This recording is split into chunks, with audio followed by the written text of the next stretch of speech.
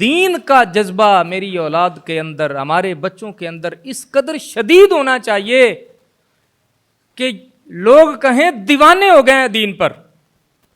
میں آپ کو ایک مزے کی بات بتاؤں، آپ کی قوم کے بارے میں اگر کوئی بندہ یہ کہے نا کہ آپ کی قوم، آپ کے بچے کرکٹ کے دیوانے ہو گئے ہیں، تو جھوٹ نہیں ہوگا۔ میں نے لوگوں کے بلڈ پریشر چڑھتے ہوئے دیکھے ہیں، یوں ایسے گردنیں کھینچ کے بیٹھے، میچ کے آخری لمحات میں لوگوں کو میں نے دیکھا ہوا ہے، یہاں تک کہ لوگوں کی جو ہے کمزور دل والوں کو کہتے ہیں جی یہ والا میچ ان کو نہ دیکھنے دیا جائے، ٹی وی کی سکرین سے ان کو دور رکھا جائے۔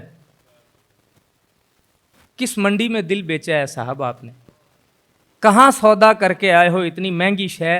کس کوڑا کرکٹ کے ڈھیر پہ پھینک کے آ گئے ہو تم؟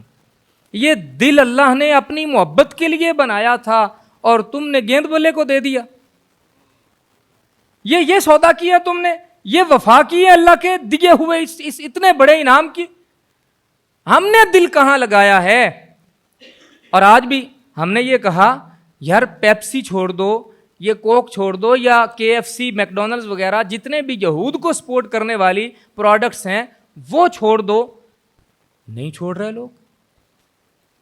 کوئی یہ نہیں کہہ رہا آپ سے کہ آپ جا کے تلوار اٹھائیں اور جا کے جہاد کریں یا اپنے جسم کے ساتھ بند باندھیں اور کسی یہودی کو اڑا دیں، یہ تو آپ سے توقع ہی نہیں کی جا سکتی۔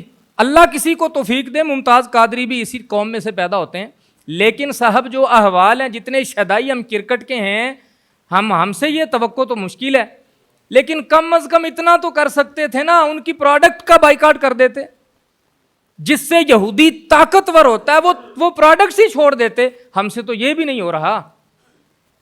سٹینڈرڈ خراب ہوتا ہے، اگر دسترخوان پہ پیپسی نہ پڑی ہو تو کہتے ہیں خشک آدمی ہے۔ ہم اپنا سٹینڈرڈ لوز نہیں کرنا چاہتے، ٹھیک ہے؟ تو کیا ہم نے اللہ کے لیے قربانیاں دینی؟